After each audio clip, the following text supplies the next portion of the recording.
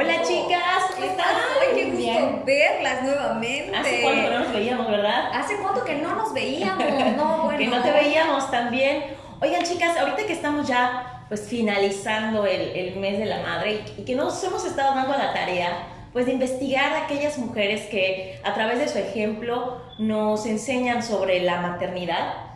Fíjense que a mí me gustaría hablarles de alguien que me puse a checar en internet y a investigar y me encontré con unas entrevistas y es de Lidia Cacho. ¿Conocen a Lidia Cacho? Sí, pero Lidia Cacho no es mamá. Sí.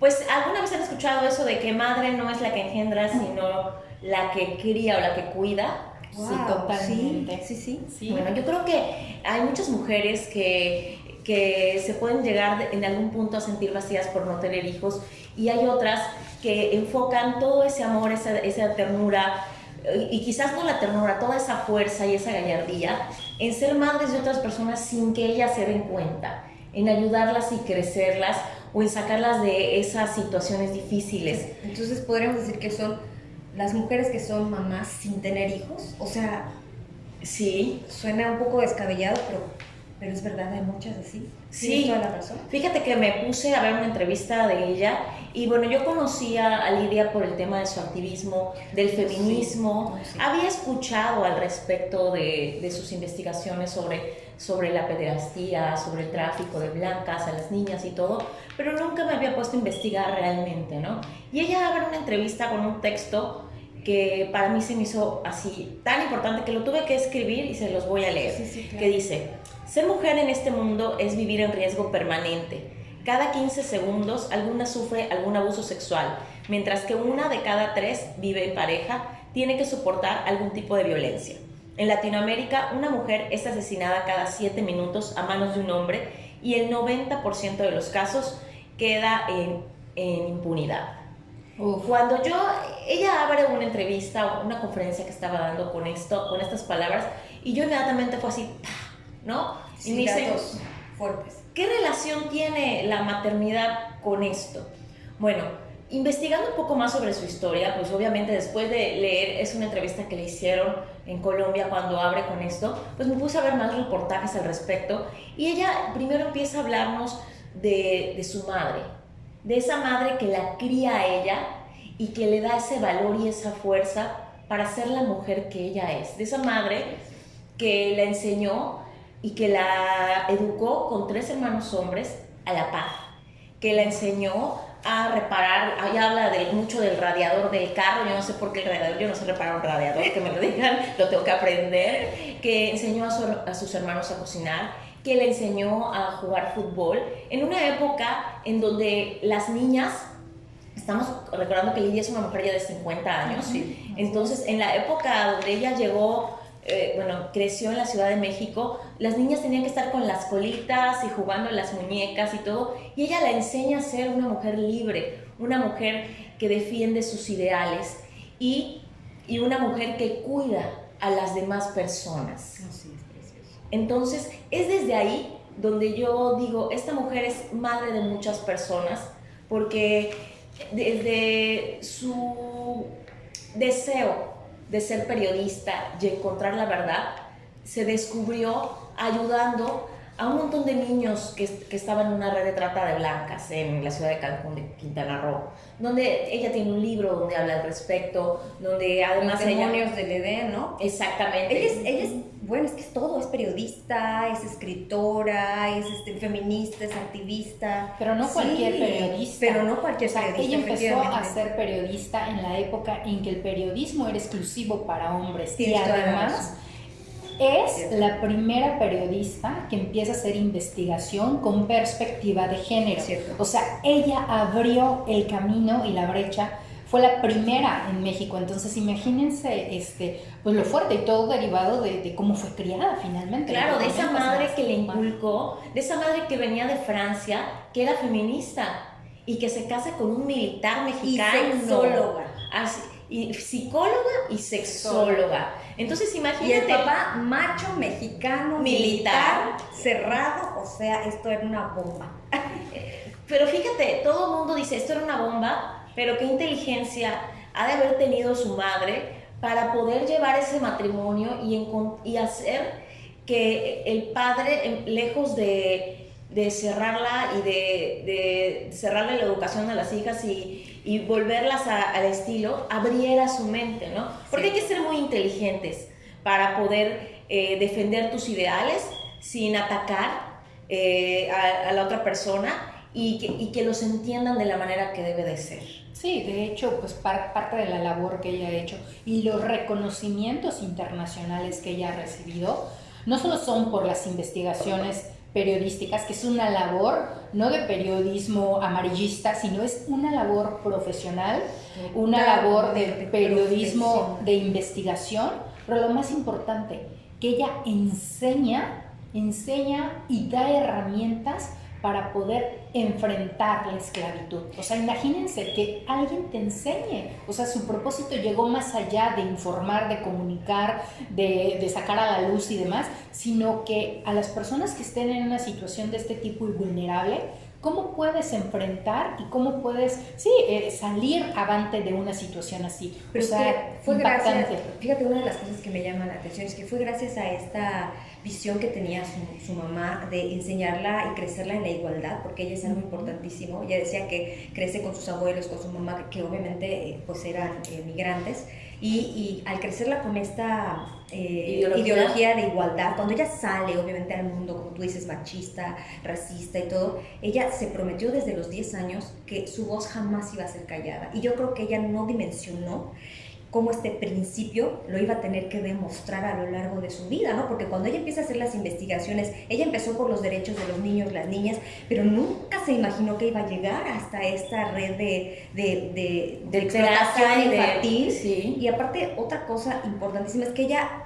menciona que ella se metía a la casa, o sea, a las mansiones o las residencias de estas personas que estaban involucradas para poder documentar, o sea, arriesgaba su vida con tal de poder ayudar a los niños y a las niñas que estaban en esta red, ¿no? Sí, o sea, sí. Incluso en una de las series que ella grabó, una serie documental, menciona y hace referencia a una figura más en su familia que también le ayudó muchísimo, que fue su abuelo. Y entonces, me encantó lo que le enseñó. Sí, o sea, finalmente volvemos al punto de que estar rodeada de las personas correctas, y más si son de tu familia, es un punto importante en el crecimiento, en la educación y en la evolución de uno como ser humano, independientemente de ser hombre o mujer. Y la realidad es que pues habla maravilloso de cómo su abuelo, pues, al final de cuentas hombre varón, fue prácticamente una de las personas que la guió y de la cual extrae muchas le cosas. dijo, ¿no? Le dice, hay que saber de poesía para nutrir el alma, hay que saber de fútbol porque le encantaba encantaba el fútbol y porque no pensar, eres niño o niña, vas a jugar, no. Pero algo muy importante es que le dijo, y hay que saber que tu cuerpo te pertenece. Y entonces ahí le demostraba a ella, le transmitió esta importancia de respetarse y que no tenía nada que ver el que ahí sea mujer, que contrastaba con esta cultura y esta sociedad. Y esta opinión masculina que reforzaba eso, porque normalmente las mamás somos las que hablamos con nuestras hijas al respecto, y a veces, pues por un tema cultural, los papás se relegan de esto. Entonces ahí y empiezan las referencias masculinas con eso, empiezas a recibirlas de tus compañeros de la escuela, de tu entorno y todo. Pero cuando el abuelo, que es una figura de autoridad para ella, una figura paterna, porque pues viene de esa misma línea, te respalda con todos los ideales que también vienen de la otra parte femenina, entonces ella ya tiene esa referencia desde un hombre bueno, digamos, porque ella no dice que todos los hombres son malos, sino que así como, y ni que todas las mujeres son buenas, pero viene esa referencia paterna desde un hombre bueno, a ella le valida esa opinión masculina de que sí, ella es dueña de su propio cuerpo y no debe permitir que nadie que no quiera lo toque. Pero lo enseña a los niños, o sea, eso es lo que te iba a decir, precisamente que enseñándoles que también hay hombres buenos, que no todos los hombres, como bien decías, son malos, ni todas las mujeres son buenas, sino que de alguna manera y desde niños aprendan a reconocer pues estas figuras y quiénes son los que pues no le están haciendo bien, ¿no? A la persona o en este caso a los niños. Sí, es que yo no sabía que ella tenía un refugio, sí, pero donde fíjate, tenían a todos estos niños, bueno, ella con otras personas, tenía un refugio donde tenían a todas estas niñas y salvó a niños 200 niños y niñas de trata. de esa red de trata y a sus mamás. Y entonces ella les procuraba, bueno, en ese refugio, atención psicológica, y como muchas de las niñas e inclusive las mamás no se abrían tanto con los psicólogos y sí se abrían con ella, porque ella les demostraba esa fortaleza y ese valor y esa confianza que normalmente la puedes tener solamente con alguien muy cercano, como podría ser una madre o... Pero sobre todo algo muy importante es que ella demostró justamente con estas ideas, con estos principios de vida, les demostró a ellas, logrando encarcelar a sus agresores, a sus victimarios, logró encarcelarlos, les demostró a ellas ese amor, ese compromiso que tenía para con ella como mujer, como para las niñas, y no solo para las niñas, también para los niños, ¿no? Que eso fue algo sumamente importante, y cómo ella les demostró que el poder no significaba el hecho de tener que pasar por esto o que era permitido el que hagan todo lo que los niños vivieron, ¿no? Yo aquí a veces me pregunto, la verdad es que yo decía, ¿el poder económico es el que provoca la violencia? Porque muchas de las personas que empezaron esta red era gente que tenía muchísimo dinero, ¿no? Pero también hay otra pregunta, ¿es la violencia la que rige el poder económico? O sea, ante todos estos problemas que pasaron los pequeños, por lo que se desarrolló toda esta trata, yo digo, no, porque a veces pensamos que es esto, que por tener dinero podemos hacer tantas cosas, y es una de las cosas que ella trabajó muchísimo, ¿no? Y es una de las cosas que también a las pequeñas les infundó, porque fíjate, y bueno, la ideología también que tenía, por ejemplo, ella habla de la entrevista que le hacen a este tipo que estaba involucrado en la red, donde una de las que había sido víctima lo encara, pero lo estaban grabando, y él decía que pues él no tenía la culpa, que la culpa la tenían porque habían nacido mujeres. Y además porque sus papás no los cuidaban. Porque sus papás no los cuidaban, o sea, que él, o sea, para eso venían las mujeres, ¿no? Esta es una ideología que enfoca el machismo y la violencia en general. Claro, eso es una ideología de agresor, que normalmente siempre terminan culpando a la víctima o a los familiares de la víctima del delito que están cometiendo. Pero como ella con amor, con paciencia, los fue guiando, obviamente no solo ella, con un apoyo profesional de psicólogos, de abogados, cómo fue ayudando a todos los niños y a las mamás a entender que estaban ellas en un ciclo de violencia, que tenían que entender que esa no era su realidad, ¿no? Sí, una labor, la verdad es que grandiosa, o sea, como incluso poniendo en riesgo su propia vida, pues sabemos que ella mucho tiempo tuvo que salir del país precisamente porque era víctima de amenazas, etcétera, etcétera, etcétera. Y la verdad es que, híjole, ¿qué interesa para seguir tu pasión, seguir tu carrera, pues seguir escribiendo libros, seguir haciendo y seguir trabajando, porque al final de cuentas ella tiene una causa muy, muy específica de ayudar, aun cuando, y está dicho, ¿no?, que a nivel mundial, en México los periodistas, es uno de los países donde los periodistas corren el mayor riesgo posible con respecto a otros, o sea, es una profesión pues ahora sí que de alto riesgo, bueno, tan de alto riesgo que ella fue secuestrada durante 20 horas y la dejaron salir, la dejaron viva, porque cuando ella la secuestran, miren, cuando ella empieza a escribir este libro que iba a lanzar quienes estaban involucrados en esta trata de explotación sexual infantil, ella empieza a preparar todo, el refugio, todo sabiendo a lo que se iba a tener. Claro. Solamente la dejan viva porque justamente periodistas a nivel internacional se unen y empiezan a presionar al gobierno de que o la traen viva, porque entonces iban a meter en un problema internacional de cómo el amor hacia lo que haces, pero sobre todo a esta protección como cualquier mamá te puede llevar justo no se dice contaminar, en este caso sería lo contrario, a inspirar a otras personas, y cómo también eso mismo te protege para seguir tu misión de vida, ¿no? Que fue algo importantísimo. Y que no es nada fácil. Tengo entendido que apenas en este marzo pasado, ¿no?, fue cuando logran ahora sí por fin agarrar a este tipo. ¿Al ministro? Sí, Entonces, imagínate, después de cuántos años. ¿De cuántos años? O Y sea, siguen vivos todavía, siguen libres todavía algunos muchísimos, gobernadores que claro. salen en el libro. Claro. Y es una tristeza, pero algo muy importante, a mí sí me gustaría platicarte, ¿no? Que es muy importante que entendamos algo que no habían entendido las niñas ni las mamás que vivieron y nacieron en lugares de violencia, y por eso normalizaron la violencia y pensaron que era eso, que es algo que ella con ese superamor nos mostró y les transmitió a ellas, ¿no? Hay que entender que como mujeres nosotros no nacimos para ser golpeadas, no nacimos para ser violentadas, no nacimos para ser explotadas, no nacimos para servir. Como mujeres nacimos para ser libres igual que los hombres. Y aquí no hay quién es mejor o quién es peor, hay ideologías que hay que empezar a eliminar, ¿no? Que eso es lo más importante, y creo que es una de las cosas tan bonitas que en todo momento ella ha estado exponiendo, y por eso, como tú decías, ¿no? Ella esta lucha la convirtió y la respaldó a través de leyes, ¿no? Que claro. es un activismo con ley que antes pues no se hacía, o lo hacemos, muchos empiezan a generar o a luchar por algo pero sin sustento. Como ella decía, si yo no lucho por los derechos de los demás, nadie va a luchar por mis derechos. Efectivamente. Entonces, fuera del egoísmo. Y también hay algo bien importante, que cuando una niñita llega allí y le dice que no quería hablar con psicólogos y le dice, yo te voy a contar mi historia porque quiero que a ninguna niña más la vuelvan a tocar, ella se da cuenta de la trascendencia de lo que está haciendo, no solamente a nivel periodístico, sino a nivel personal, y lo que va a trascender para todas estas niñas, para todas las niñas que fueron salvadas de no llegar a esa red.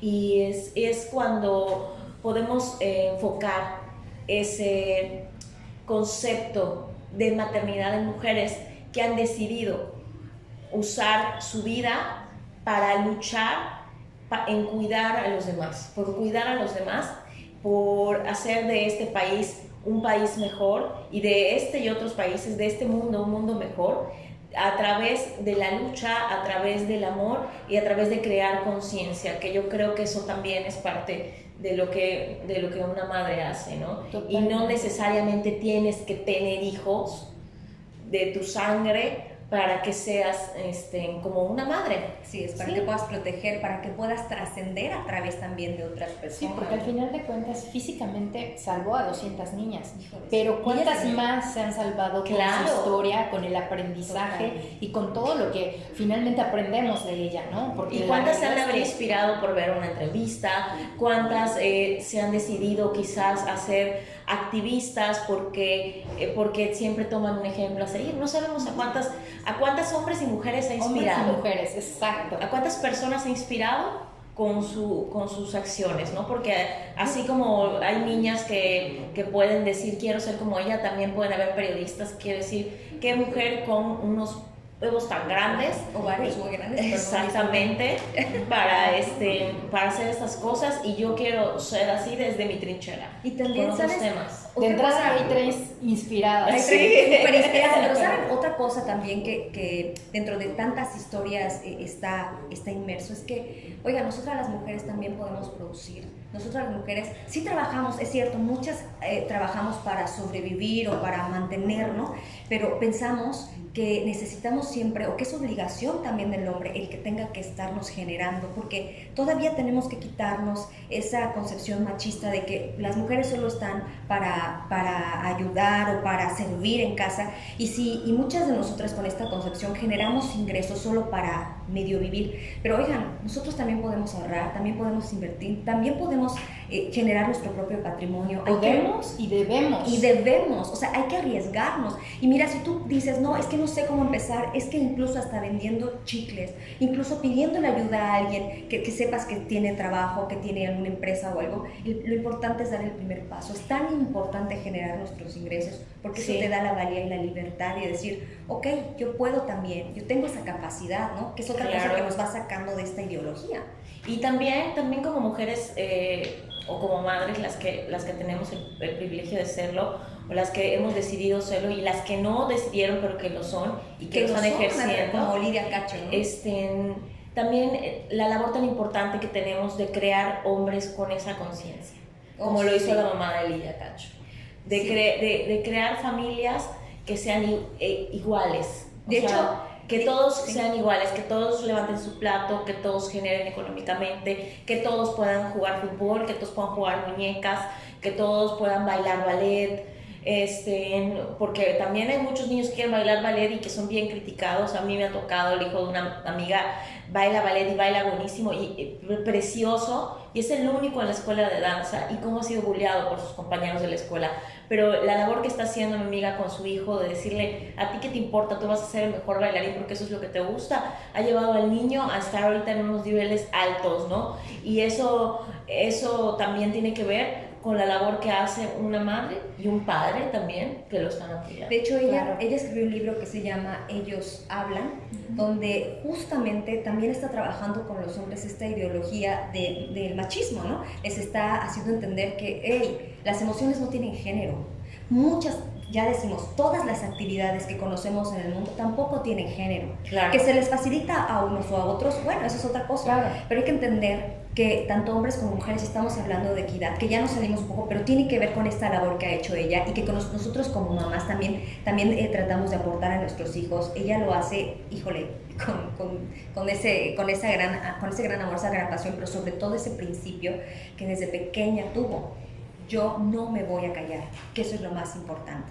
Entonces, yo creo que si tú decidiste no ser mamá, a lo mejor sí lo estás haciendo, no ser mamá biológica, a lo mejor sí lo estás haciendo, aportando tu talento y logrando que se transforme en la vida de niños, pero también de mamás, porque cuando tú transformas y apoyas a una mujer, también apoyas a una familia. Entonces, la maternidad no tiene límites, ¿no? Es correcto, sí. Y bueno, en este mes de la mamá, pues seguimos felicitando a todas aquellas que por decisión, por convicción o por naturaleza son mamás. Y espero que con este programa estén un poquito menos confundidas.